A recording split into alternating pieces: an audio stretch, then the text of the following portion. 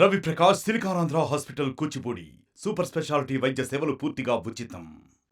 పొజిషన్లో లేని వాళ్ళు చేయడం ఒక అంశం, కానీ యాంటీ డిఫెక్షన్లా ఉండిన తర్వాత రాజ్యసభ సభ్యులు కావచ్చు, లోకసభ సభ్యులు కావచ్చు, ఇవాళ లేదా ఎమ్మెల్యేలు కావచ్చు, ఎమ్మెల్సీలు కావచ్చు, యాంటీ డిఫెక్షన్ లా ఉండగా దాన్ని గుట్టదాఖలు చేస్తూ, దాన్ని అపహాస్యం చేస్తూ, అవహేళన చేస్తూ ఈ భాజపా కండకప్పుకునే పద్ధతి మంచిది కాదు. కేసీఆర్ గారు గతంలో వారు కూడా చేసింది ఇదే పని, కానీ వారు 18 మంది ఎమ్మెల్యేలు ఉంటే Research-based education, SAP, PEGA certifications, entrepreneurship. KL, deemed to be university. 12 2/3 ఎమ్మెల్యేలు చేతికొచ్చేంత వరకు బయటికి తెలియలేదు. లోపల మాట్లాడుకున్నాడు, మాట ముచ్చట అయిపోయింది, కానీ వాళ్ళు ఎవరు జైలు కాలేదు. కానీ 12 మంది సంపూర్ణ వచ్చినట్టు చేయలేదు. కానీ ఇక్కడ కాంగ్రెస్ పార్టీ 39 మంది ఎమ్మెల్యేలు ఉన్నటువంటి టీఆర్ఎస్ పార్టీలో 26 మంది వస్తేనే ఇవాళ యాంటీ డిఫెక్షన్లా అట్రాక్ట్ కాదు. కానీ ఏ ఎమ్మెల్యేకి ఆ ఎమ్మెల్యేని కనుగప్పి ఇప్పటికే 5 మందిలో 6 మంది తీసుకున్నారు. అంటే బరిదగించిన పని అన్నట్టు. చట్టం ఏం చేస్తుంది?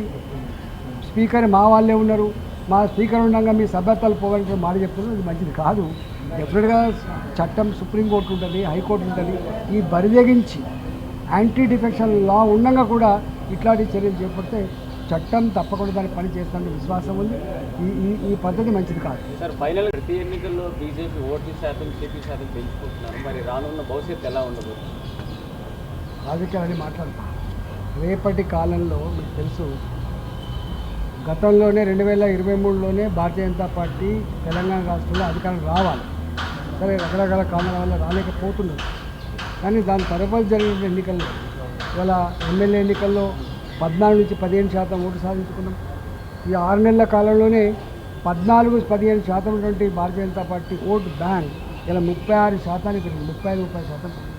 మొత్తం దేశంలో అత్యధికంగా ఓటు షేర్ సాధించుకున్నట్టు ఈ మొత్తం పార్లమెంట్ ఎన్నికల్లో 29 రాష్ట్రాల్లో, కేంద్ర ప్రాంతాల్లో ఎక్కడ రానంత గొప్ప ఓటు షేరింగ్ ఈసారి భారతీయ జనతా పార్టీకి వచ్చింది. ఇది దేనికి సంకేతం అంటే, రేపటి సర్పంచ్ ఎన్నికలు కావచ్చు, మండల పరిషత్ ఎన్నికలు కావచ్చు, జిల్లా పరిషత్ ఎన్నికలు కావచ్చు, లేదా రేపు ఏ ఎన్నికలు వచ్చినప్పటికీ కూడా ఇవాళ ఎమ్మెల్యే ఎన్నికలు, ఎంపీ ఎన్నికలు ఎట్లా కొట్టాడినామో రేపు మున్సిపాలిటీ ఎన్నికలు అట్లే కొట్టాడతాం, రేపు జిహెచ్ఎంసీ ఎన్నికలు అట్లే కొట్టాడతాం, లోకల్ బాడీ ఎన్నికలు కూడా అట్లే కొట్టాడతాం గ్రామాల్లో. కాబట్టి రాబోయే కాలంలో ఎప్పుడు ఎన్నికలు జరిగినా కూడా రాష్ట్రంలో, తెలంగాణ రాష్ట్రంలో ఏర్పడబోయే ప్రభుత్వం భాజపా ఇవాళ సంపూర్ణంగా బీజేపీ ప్రభుత్వం. సార్, ఒక పార్టీలో తెలంగాణ బీజేపీ అధ్యక్షుల రేసులో మీరు ఉన్నారా?